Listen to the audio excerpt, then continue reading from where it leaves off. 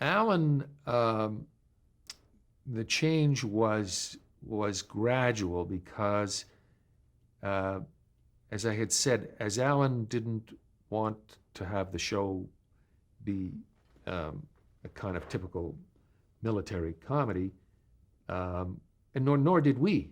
Uh, so was he concerned about uh, the the focus or the importance of um, this kind of womanizing, skirt chasing chauvinist, and that was an area of constant concern on his part, uh, to which we were understandably in agreement, but maybe not to the degree of agreement. And so that was an area that over time, and when Larry left, changed more, as did the other characters that I can lump together in terms of this kind of change. When you have somebody with Larry's gifts, an enormous skill with comedy, naturally you're going with what is, your primary attribute. When he left, that doesn't mean that he couldn't do serious stuff. Oh, by no means. He could do it all. But when he left, we felt that we would never equal the comedic intensity of those first 4 years. And incidentally, an intensity that some people, including Larry, will say, well, got to be pretty silly at times too. It's not like they were all pearls, because we did get a criticism in the later years that the show was becoming more serious and less funny than it had been in the early years. Well, it's not black and white. There are grays on one side and grays on the other. We could be funny in the later years, and he could be serious, or sometimes funny to an unrewarding degree in the early years. But nonetheless, it just evolved that once he was gone, knowing that this isn't our primary attribute any longer, we began delving more deeply into the characters' psyches and their personas, at a depth to which we hadn't done up until that time. And that also came from the fact that we were now 4 years into it, too. It wasn't totally Larry's leaving, but it was also the idea of, in 4 years, how many times can you keep saying Klinger wants to go home, and meet me in the photo lab at 11, and we'll see what develops, and that kind of stuff that he would, his little pitches to nurses. So that's why Alan's character changed, and as Alan began to write more for the series, he would write shows for himself that were on a more dimensional level.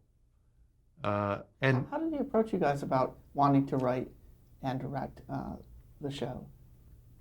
Well, first he asked if he could write an episode, and what he wrote was very good. I mean, he had been a writer before, and he'd been a director before. It wasn't like he was doing all of this for the very first time.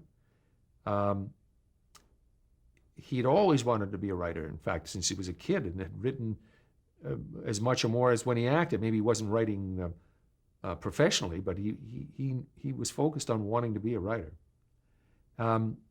So anyway, the leap from writing to directing by that point, I mean, he's a man of such intelligence and accomplishment that didn't involve any great risk for us.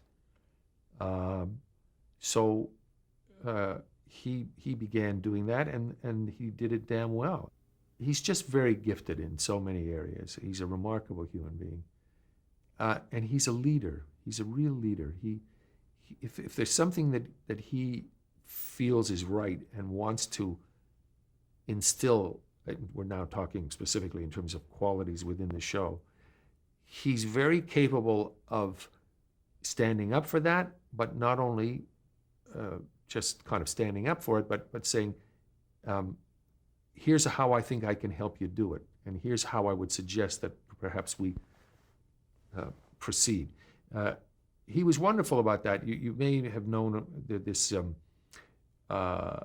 pattern we got into very early on, in fact, from the pilot, where we would read the script for that day's episode, and then we would let all the actors for a couple hours go page by page and go through the whole script and find out what's wrong here and how we can fix it, and this doesn't work and that doesn't work, and it was a very collaborative, democratic, and positive ritual. It wasn't something that we hated or they hated, or it got to be very, very constructive, and it was quite harmonious. Even sometimes writers and actors can get into hostile camps, and you would be going perhaps in those directions sometimes, but never to the detriment of the ultimate quality of the work. The thing that I and almost everybody else did enormously respect him for was that, there's that cliche in movies or television where the actor says, well, don't look at me, I didn't write this shit. And he was the personification of the opposite of that. He would never say, this doesn't work and I'll be in my dressing room, so when you have it fixed, let me know. He was wonderfully helpful in exactly the opposite way. He would say, here's how I think we could make it work, and why don't we try this? And I'll come up after rehearsal and sit with you in the writer's room for a while and see if we can lick this problem. He didn't have to do that during, or certainly much when Larry was there, because Larry, he would convey his thoughts to Larry, but Larry was enormously gifted at accomplishing it with, and Gene too, with their help. But certainly in the years that after they had all left, he was marvelously helpful in this respect.